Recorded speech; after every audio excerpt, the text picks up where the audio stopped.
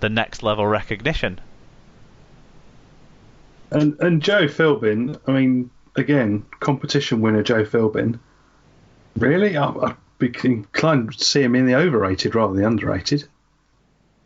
He just, especially in his tackling, he just flaps some hands at people's faces and expect until they stop. He doesn't actually tackle. That is what is so much fun about the overrated and underrated players, though, isn't it? Because it's brilliant. I absolutely love it. That brings us into, very neatly, Tim, actually, the way you put that, it brings us into the Carl Ablett Award winners. So, seeing as you brought it in so neatly, Tim, do you want to read out who won what is the Carl Ablett Award and who were the winners of it this year?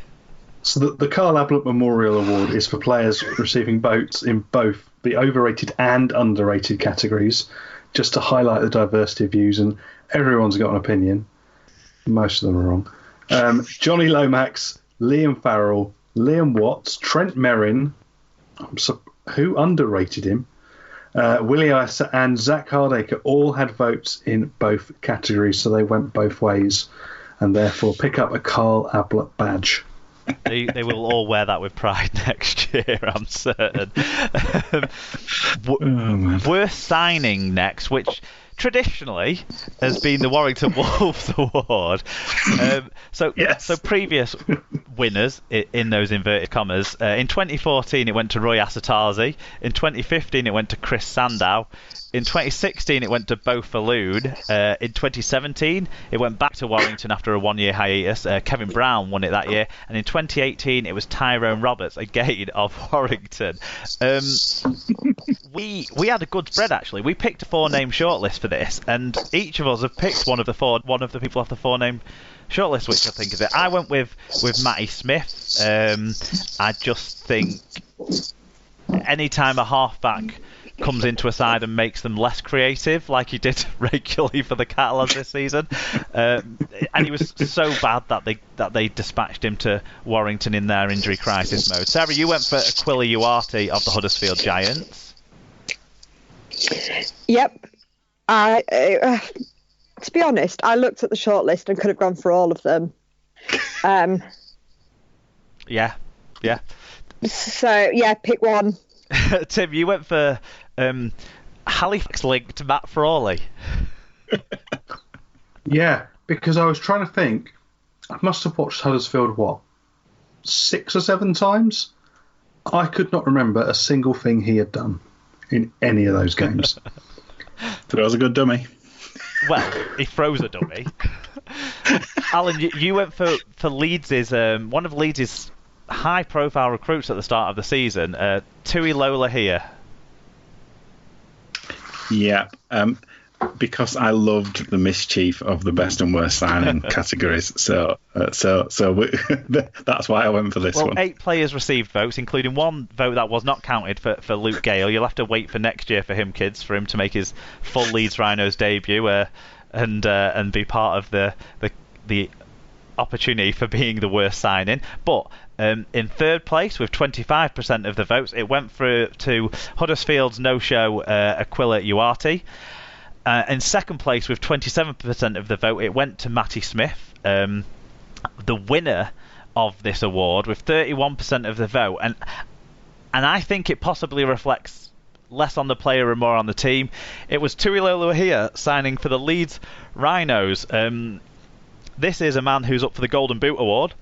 You know, if you put a red shirt on him, he's absolute dynamite. But if you put a blue and amber shirt on him, they just don't know what to do with the fella. So I mean, Alan, it was your pick, as well as 31% of the voters. So what do you say to that? I think everyone's been a little bit mean. Me included. You know, at the beginning of, I say beginning of the year, all year Leeds were a bit of a shit show, really. And he was brought in to be creative and to sort that out. But they weren't really ready for that, particularly, and they didn't really know where to play him. He was a bit overweight. He wasn't in the best shape. So you can kind of see that he didn't perhaps give his best, but you could say the same about Trent Merrin, to be brutally honest with you, early on. They signed him to play 6, and the only moment of his Leeds career that I remember was him playing at fullback against Wakefield, scoring a winning try. So that, I think that says how well Leeds' selection and the way they picked it. It says a lot about the start of Leeds this year, didn't it? With coaching mistakes and everything going wrong really. So yeah, he's just a symptom of that, and that's why I picked who I picked in the next round. So, Sarah, let's talk about positive one. Who was the best signing according to our listeners? So the best signing. So previous winners: 2014, Luke Walsh. 2015 was Adam Cuthbertson. 2016 was Kurt Gidley. 2017 Matt Parcell, and 2018 was Josh Drinkwater. Some names there that you barely remember actually playing, don't you? So this doesn't age well as a category, does it? No. No. So it certainly gives us an opportunity to have a best to worst kind of. Yeah. So in terms of us, Tim went for Blake Austin, Mark went for Luke Yates, and both Alan and I went for Tui Lurla signing for Salford. In this category, 9 different players received votes, including 1 uncounted vote for the re-signing rather than new signing of Fuad Yaha. Always read the small print before voting. Actually, I had a big dilemma about this because next year we all kind of secretly hope Luke Gale wins this award. But technically, he's been a Leeds player before. But I think we can get away with it because he never actually played for the first team. So everyone rest assured he'll be on the shortlist. So in third place with 24% of the votes, it's Tui Lurla signing for Salford. Second place with 26% of the votes, it was Blake Austin. And the winner with 29% of the votes was Lachlan Coote. So what do you think made people... None of us guys went that way. So Sarah, what do you think maybe made people go that way with St Helens bringing in a new fullback to replace what was the Man of Steel? I suppose, there was such a lot of talk, wasn't there, about... what's his face? That's a fine way to describe him. The fullback from last year, yeah? Yeah, that one that was really overhyped last year and then cleared off. Yeah. What's his face? That knobhead, yeah. We're on board. Whatever happened to him? Yeah, anyway, so there was a lot of, hype over him leaving and Coote coming in. So, and to be fair, Coote has done a good job, I suppose, and performed well in the grand final, didn't he? And got man of the match? No, Luke Thompson got man of the match, but he was, I think, got the second most votes. So I think that helps as well, doesn't it? Playing so well in the grand final. And he did. I think he did things that people weren't necessarily expecting, as well as, like you say, replacing the fullback from last year in such a good fashion, and that the side moved on to his style rather than the old guy's style really well. He took on so much kicking responsibility and the goal kicking, which he wasn't a goal kicker before this season. So yeah, you got to say that signing worked out very well for St Helens, other than on one August afternoon. Yeah. Yeah, when I don't think he was fit. No. He did play well, and he's a creative fullback as well, isn't he? As well as a finishing off fullback. Yeah, definitely. Yeah, I think, although none of us went for that winner, I think it's a fair winner. Yes. I think also it's a bit of the thing, isn't it, of do you vote for Justin Holbrook as being your coach of the year because Saints won stuff, or do you vote for Ian Watson because of Salford's achievements? And, do you vote for Tui Lurla for what he's done for Salford and or do you go for Lachlan Coote because they've won the grand final? I think the fact that all of those guys were in the 20% means it was a closely fought contest, this award. All the other players were much lower down, even though there was 9 players who got votes.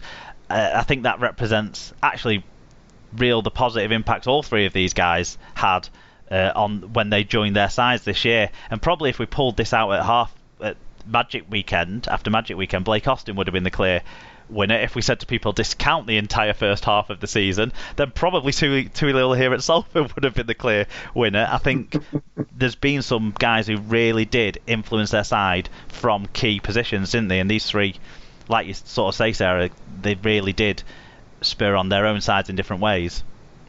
Between the three of them, that's 80% of your votes, isn't it? So if there's another, 6 players, they're going to be massively far off from those three. Yeah. I think, yeah, good point. 3 clear leading contenders. Did we have any leading contenders for everyone's favourite, I think, or second favourite award, maybe? Tim?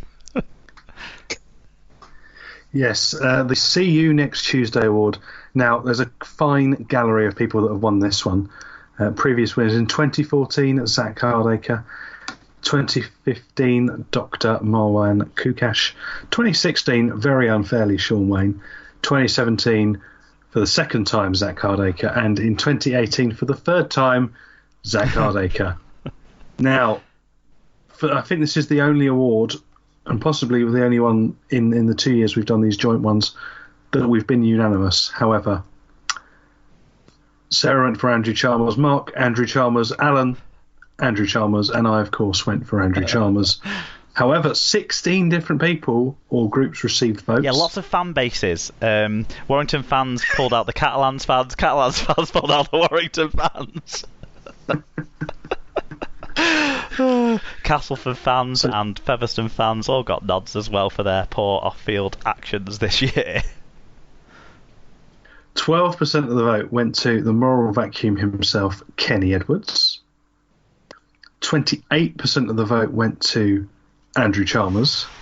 However, a whopping 34% of the vote went to the racist fan at the Challenge Cup semi-finals. I mean, you can't argue with that one. It's difficult to disagree with it, isn't it? And I think it's great that the general listener base is on board with making sure racism is kept well away from our fantastic sport. So it's a little bit hard to be disappointed that Andrew Chalmers didn't win it, but I kind of want him to be as far away from the sport as racism should be. Yeah, it's a funny one, isn't it? You know, if I had to choose between someone who can't understand a balance sheet and a racist, I know who I'd want the racist further away, but at the same time, I quite like somebody who can understand a balance sheet as well. So, yeah. So basically, do maths and don't be a dick. Yes. There we go. Covers all bases. That's always the answer. Just don't be a dick, and that answers this award.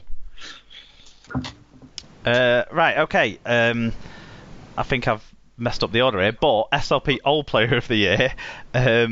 This is a player who's aged 32 or over on the 30th of January 2019. So that was the day before the season started, if you can believe it. We start on the 30th of January next year. Crazy times. Previous winners, we started this award for the first time last year. It was Ben Westwood who grabbed the award in his penultimate season. This year, 3 of us went for James Roby, who qualified for this award for the first time this year. And Sarah, you went for Gareth Ellis, the man who came out of retirement to rescue Hull FC's season so nearly. Beat you a lot. He did come back and beat us, yeah. That's fair. Accurate. 11 players received votes, 2 of whom were ineligible candidates due to not being old enough yet. So again... Yeah, but, that's harsh, isn't it, to, disqualify people on that ground, because we're always saying that people are older than they are. Probably, but don't make me have to go and check up how old Mark Flanagan is and see if he's 30, 32 or 31. Please, guys. Blooming hell, he's looking well for under 32, isn't he? I think he's 30. I don't know, but Michael McAloran was the one who hasn't quite made that age barrier yet. I think he might make it next year, though. But in third place is the departing from the Super League scene, Bryson Goodwin. In second place, he got 14% of the votes. In second place, who received 15% of the votes, was Tommy Luluai, the Wigan Warriors. But the winner, with a huge advantage of wins, 57% of the vote went to James Roby. 3 of us went that way as well. I mean... I think until he retires now, he's going to be on this shortlist every year unless he gets injured, isn't he? And he's probably going to be winning it more than one time. Probably. Yeah. And unless he does something stupid, you can't see him being moved from it. Can but you see him doing anything stupid, though? No, I can't see it. Because also, what I was about to... You